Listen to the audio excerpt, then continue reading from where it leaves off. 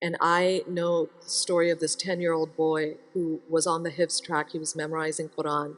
And the Hifz school, the program that he was a part of, all of the Hifz students were given iPods to help them memorize Quran. So he used the iPod all the time while walking outside, while in the car, while in his bedroom, or around the house, memorizing his surahs. And the mom was thrilled.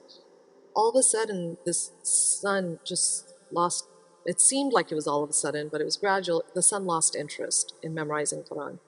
And he just told his mom, I can't do it anymore. I don't want to memorize Quran. And the mom was heartbroken. She was like, what happened? She felt like maybe he got nazared or ained, the evil eye. And so, but she told him, okay, just keep working at it. But he was like, no, I'm not interested in memorizing Quran.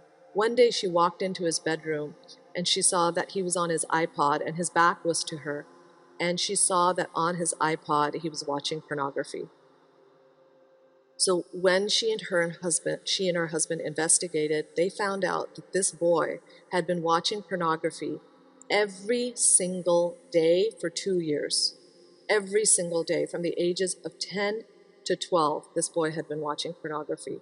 He is hopelessly addicted. It is one of the most tragic stories because I've been involved with the family, trying to help and just be there. And this boy is much older now, and he's still addicted. The parents were really smart. They immediately got him into therapy. They got him into, and there's actually therapy, a program now for Muslims called Purify Your Gaze. So if there's anyone struggling with it, Purify Your Gaze is a program. And when she first approached them when he was 12 years old, they said, no, we only work with adults. And inshallah, your son will be fine, whatever. And so years went by, he's not fine. And all sorts of problems come about from it. This boy has been suicidal because there's so many times he's tried to quit pornography and he has not been able to, and he keeps going back to it. And so he despairs and he starts to feel like Allah can never forgive him. So they have him in therapy, but not only do they have him in therapy for his pornography addiction, but they also have him in spiritual therapy. They have him in therapy with a sheikh who's there to help him and remind him of Allah's mercy, remind him why he can't despair, remind him that Allah subhanahu wa ta'ala is using this addiction just to break you. Allah is showing you that He's the master and you're the slave, and you have to just turn to Allah completely. Just helping him that way. But the thing about pornography addiction, which people don't realize, is studies show first and foremost that most addiction happens between ages of 10 and 12. The other thing is they've actually done brain scans, actual brain scans on children who are addicted to pornography, and they have found that the hard wiring of the brain, the actual shape of the brain changes. It actually changes. There's a physical effect of pornography addiction. And they said that the high that people get from watching pornography is the same high that people get from using cocaine and heroin. So it's like being addicted to cocaine and heroin.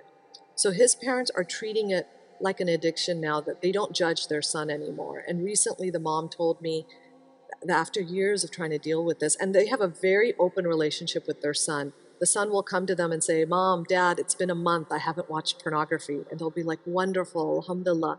Then he'll come and say, it's been 2 months, I haven't watched any pornography. And they'll be really happy for him. And then he'll come and say, I watched pornography, I couldn't help it, I'm sorry. And he'll cry and they'll hug him. And, so this is their life right now. And the mom told me recently, after years of dealing with this, her husband is this big, strong person, doesn't show much emotion.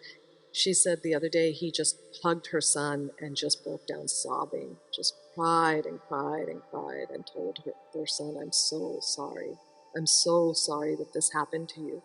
And she said that it happened, with Allah's will, but she said the lesson they took from it is, she said, we broke the number one rule, which is that you don't have internet in your bedrooms.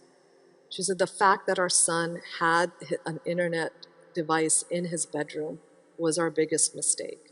The three things about pornography, it's the AAA engine. It's affordability. Pornography is free, and if it's not free, it's very cheap. Accessibility, you can access it anywhere. In the old days, you used to have to go to a video store. Now I could be watching it on my phone in front of you at the dining table and you would have no idea. Affordability, accessibility, and anonymity. The fact that nobody knows you're doing it. So what we as parents need to do is we can't do anything about the affordability, so we need to take away the accessibility and the anonymity.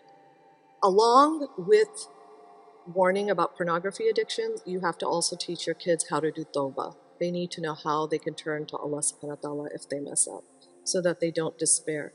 And also for anyone who thinks, I don't want to talk about it because my kid may then want to go look it up, if you don't talk to your kids about it, somebody else will.